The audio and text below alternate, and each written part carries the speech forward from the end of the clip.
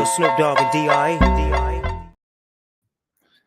Hello and welcome to Villanova Tip Time in our fourth season premiere. I'm your host, Chris Notaro, and I'm so excited to be back in the chair as we're here tonight for the second year of the Kyle Neptune era.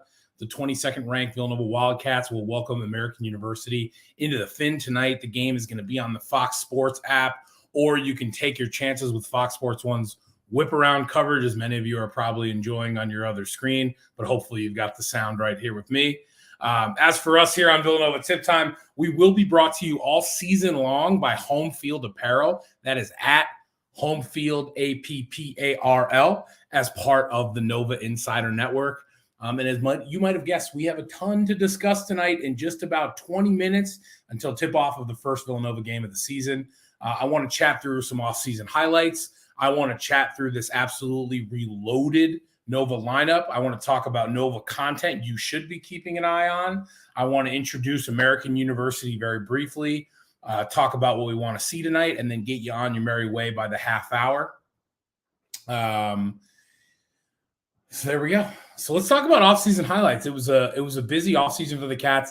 Feels like each offseason is almost getting longer and longer, even though there's more stuff going on. Obviously, with the transfer portal adding a lot of entertainment to our lives that really wasn't a major part of college basketball until the last couple of years. And I think Villanova really reversing a historic program trend of not really being known as a transfer destination. Of course, we've got a few key transfers, most recently Caleb Daniels. Over the past 10 to 20 years, there have been a few key transfers, but not really something that the program has overly relied on. And this year, we flipped that on its head in a big way as Villanova is bringing in the top transfer class, potentially 3 out of the 5 starters you'll see tonight and going forward. And really a lot of exciting stuff when you pair the transfers that we're bringing in with the guys that we're bringing back. Speaking of that, we're keeping all of our important pieces, starting first and foremost with Justin Moore and Eric Dixon. We'll talk about each player on the lineup in a moment, kind of go through them one by one. An important part of, I think, keeping all of our important pieces was not just the big boppers in Justin Moore and Eric Dixon, but it's also keeping the younger guys happy enough with such an influx of upperclassmen transfers. And there are a couple guys we'll key in on later as, ones that we may want to keep happy. But also when you look at this Villanova lineup, it's obviously very senior-led, upperclassmen-led. And so very important. We want to look at what's immediately in front of us, take it only game by game and look at just this season. But for those of you kind of picking your heads up and looking out further than that, we got a lot of guys we need to develop because we're going to lose a lot of guys after this year. So tons to discuss over the coming days and weeks and months. Other offseason highlights that jumped out to me, the implementation of the general manager role, bringing Baker Dunleavy back into the fold, who left the head coaching role to take on this GM role, which you're seeing now out of top programs. You saw it first with Duke. I think Villanova was second after that. And in the age of NIL, I mean, this is one of the reasons why presumably Coach Wright left in the age of NIL.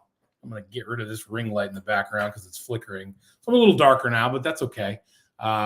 Looks like I'm in a darker room. But yeah, so the implementation of the GM role, I think, was super important, especially as the game evolves, allows the coaching staff to focus on what's going on the court a little bit more, and allows for almost more of a front office pro sports mentality with the GM's office within the athletic department.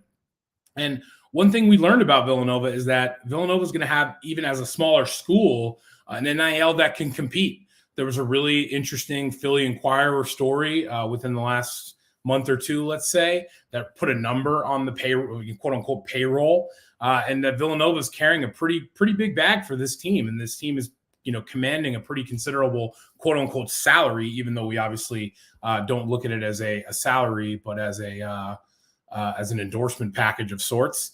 I think one thing that was incredibly telling to me was Villanova had enough to win the Hunter Dickinson sweepstakes. If that had broken our way, I think it's speculated that until he pushed back the decision one last time, that it was Villanova as the leader in the clubhouse there for a minute until he ended up, of course, being rerouted. Now, I think in the end, I'm very happy with the team that we're bringing to the court. So we're not going to talk much more about Hunter Dickinson on this program. But I think the telling thing for me there was you have an NIL program that can absolutely compete for the biggest players in the country, looking to command the biggest numbers coming in. As you see us kind of going head to head in recruiting battles with a lot of other elite NIL programs. So with the limited time that we have here, I kind of want to do a lineup run through, go a little around the horn at the guys you're going to see. I know many of you follow the team closely. You're on Twitter all summer. You're keeping up to date with the progress and the scuttlebutt and the rumors and all that good stuff. But I know a lot of you are tuning in and you're just kind of like, get me caught up. So we're going to do a little catch up here. And I want to start it with Justin Moore in his 5th and final season. He's one of the best players in the country. He was the best player on a Final Four team in 2022. Now he's fully healthy with all the more time in the program, rehabilitating that torn Achilles. He's elite at both ends of the floor, which is key to the Villanova identity, I would say. He's on every quote-unquote list of top players, but somehow I still think he's being underrated if he's back to 100% health, which it's reported that he is. He should be higher up those lists. He should be at the top. I haven't seen his name above Tyler Kolek. And of course, reigning Big East Player of the Year. A lot of talk coming out of Marquette in Milwaukee. But I haven't seen Justin Moore listed above Kolek once. And that to me is preposterous because 100% healthy Justin Moore is going to beat Tyler Kolek. So one of the interesting things that I caught in the VU Hoops player preview update, they did a great series, broke down all the players fully. I fully recommend you go over there and check those out this week if you're just looking for a little light reading and you want to work your way through the team. One of the things they called out about Justin Moore that caught my eye that I very much agreed with is whether he's going to be playing more point guard or shooting guard. We want him at shooting guard. I think he's at his most lethal when he can play off the ball and the team's not depending on him being the total floor general at the point. But with the potential starting lineup, including Eric Dixon, Burton, Bamba, and Hart, Moore would be the point guard in that lineup. So sign me up for as much of Mark Armstrong and Justin Moore on the court at the same time. As I will get to Mark Armstrong in a second, but I kind of think of him almost as like a 6th starter. So the earliest we can get him into games, I think that's going to free Justin Moore up to be even more powerful on the court. Eric Dixon looking lean and mean if you've been following the team most recently. One of the best bigs in the Big East. I think pound for pound, the best in the Big East because he's not the biggest and you almost never realize that. I think he gets less hype than he probably should. And maybe it's just because he's an all business kind of person. He's not necessarily overly flashy. He always says the right thing. He doesn't say controversial things, but I love to watch this man play basketball. I believe he's going to have a huge year for the Villanova Wild, especially with the talent that this coaching staff and the athletic department has been able to add around him and Justin Moore. And an extra treat for the Nova Nation is how vocal and involved his parents are in the discourse on Twitter and otherwise. They just seem like great people. They're impossible not to root for, parents, Eric, family as a whole. Next, we're going to start to work our way through some of the transfers, and we're going to talk first about Tyler Burton, who I expect to be sort of the surefire starter along with Justin Moore and Eric Dixon, and could form sort of a formidable three-headed monster that's talked about sort of at the top of national media before it's too soon. If you think about best case possible outcomes, Tyler Burton transferring in from Richmond in the A10, averaging 16 and 19 points per game respectively over the last 2 seasons. Villanova landed an absolute monster from the Atlantic 10 via the transfer portal. This was, of course, after Tyler Burton decided to take his name out of the NBA draft. So he was in NBA draft process and consideration, took his name out to come to Villanova, and his versatility really can't be understated. I think when you read anything about Tyler Burton or listen to any sound clip from any of his coaches or teammates, you hear the word versatility a lot, which is really fun to hear because I think that fits the traditional Villanova mold. And he's talked a lot about looking for a place with sort of that culture and that history. But the versatility can't be understated as he's, obviously a big scorer coming off a 19 point per game season. He's also a great rebounder, and he's a threat from deep.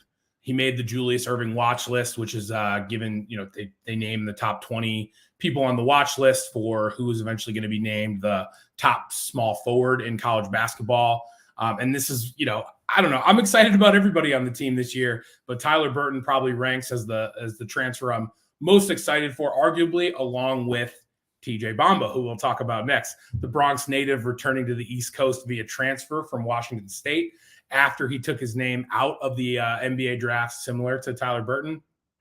TJ was the first big domino to fall in this elite transfer class.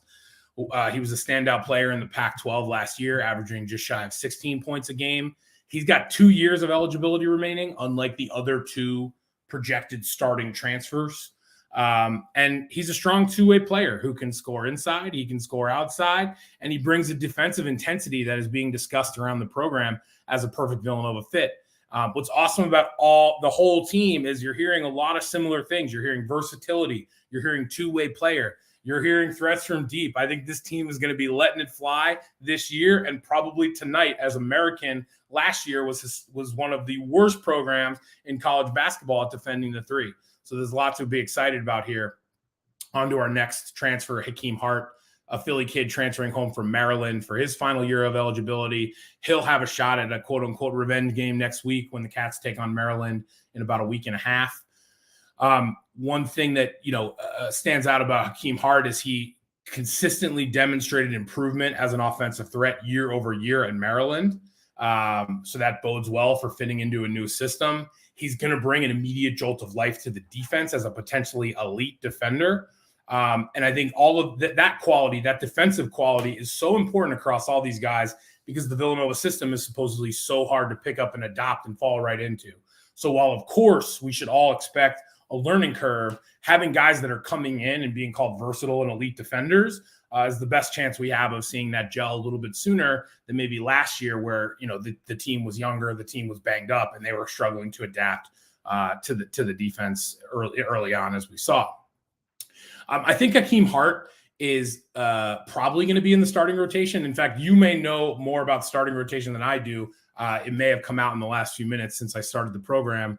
I think Hakeem Hart's going to be a starter at times, but I think if and when Mark Armstrong earns the true starting point guard role, I think that's where Hakeem Hart may be the one that slides in and out of his starter and sixth man. And that's a perfect segue into Mark Armstrong. I think expectations are really high that Mark Armstrong makes the proverbial leap this year. I think people are really excited about Mark Armstrong, myself included. My good friend Tommy G said on the first episode of Mainline Minute, shout out to that, his new podcast, which you can catch a couple times a week. He says he sees Mark Armstrong's ceiling as being one of the best point guards in the country. So that's really exciting to see, as this is going to be his team next year. And so we want to see him sort of ease into that really break into that leadership role. Brendan Housen, the Amarillo assassin, it's interesting. He's the seventh guy we're talking about, and he might be one of the best three-point shooters Villanova's seen in a long time. Something of a legend in his ability to knock down a crazy number of shots in daily practice. He's definitely pushing his teammates in that way as well. He is an absolute jolt of electricity every time he touches the ball. The Nova Friends text chain pops that everybody's looking for him to shoot. The student section wants him to shoot. He's a really exciting guy to have on the team. And with such a deep roster, we want to find opportunities to get him in rhythm and not just having him come in cold and trying to chuck the ball as soon as he gets it. Haven't talked about Jordan Longino yet, who, as you all know, was a total stud. It looked like early on in his Villanova career, but is plagued by injuries. He's the eighth man that we're talking about here. So if he can get back to the potential we've seen flashes of, this team is just going to be so deep. Chris Arch is next. Somewhat of a contentious topic on Twitter. I will not stand for any Chris Arch slander. He is one of the top returning guards in all of college basketball as it relates to ball security, which is very, very important, as we know. So I think it's fair for fans to want to see the starting lineup full of stars. You better believe Chris Arch is going to have a healthy role in this team as an upperclassman leader who has the deep, deep respect of his teammates, his coaches, and alums from the program who vehemently defend this man as a deserving and earned member of the minutes that he gets. Almost out of gas.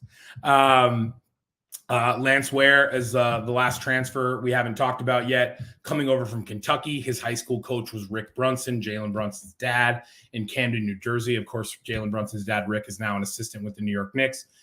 Lance Ware was originally a high-level recruit Kind of got lost in Kentucky's depth, even though he did work his way up to about 10 minutes a game last year. A lot of praise coming from Coach Calipari and others around the Kentucky Wildcats program that he's a great energy locker room leader kind of guy. And recent buzz around Nana Njoku makes it unclear exactly where Lance Ware is going to fit in. But having multiple backup and complementary bigs who can play along Eric Dixon is a pretty good problem to have, and one that the Cats really haven't had in what feels like forever. Nana Njoku, tons of buzz. Love to see it. Over the last month, the buzz has taken on a life of its own as it relates to Nana Njoku. I think I'm, along with everybody else, I'm rooting for him. I would love for, what would be I'm losing count, 10th or 11th person on the roster that I'm talking about to be contributing at a high level. Again, I think there's much to be excited about in the depth of this team.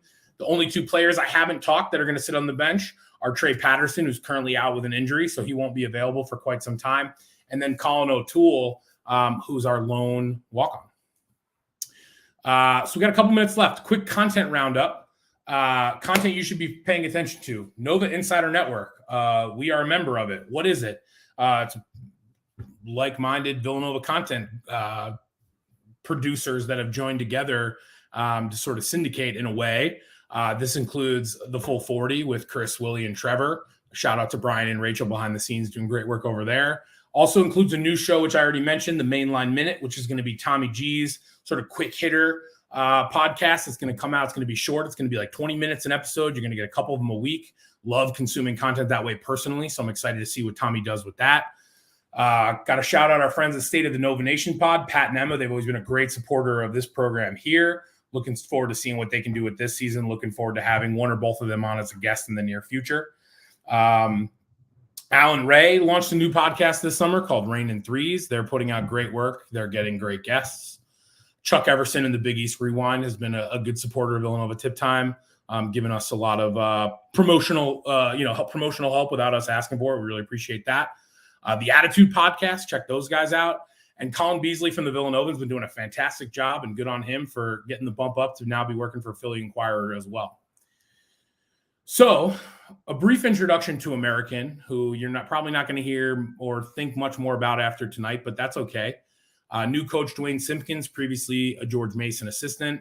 They're going to return 4 of their top 5 scorers. Expect Villanova to focus on forward Matt Rogers, who was selected by the media as the conference preseason player of the year. A couple things called about American, already referenced one of them. They ranked among the very worst in three-point defense and turnovers last season, which will give the Cats the ability to let it fly early. You can assume that a new head coach is going to key on these two things as areas for sort of quick improvement. But I think, as we said earlier, we got a lot of guys on this Nova team who can shoot it from deep, and I expect to see them kind of letting it fly tonight. So what we're looking for tonight, a full 40 minutes of Villanova basketball and a game that's hopefully not too close. The Cats are favored by between 21 and 22 points in this one. I know the Cats fans really don't want to sweat this one out. But at the same time, we want to give the team grace. We want to win. We want to see a full 40 minutes of Villanova basketball effort and attitude. What else are we looking for? I'm looking for lineup rotation. So who are our starters? You got Justin and Eric, of course, but which other 3? I think it's going to be the 3 top transfers. And then I think you're going to have Mark Armstrong in kind of this like 6th starter role. I'm also looking to see what kind of subs we get during meaningful gameplay. Again, assuming Mark Armstrong is kind of like that 6th starter, you've got Jordan Longino, Brendan Housen, and Chris Arch. In what order are we going to see those guys? I think it's probably going to be matchup dependent and not always the exact same, but I'm curious to see how that plays out tonight in the first game.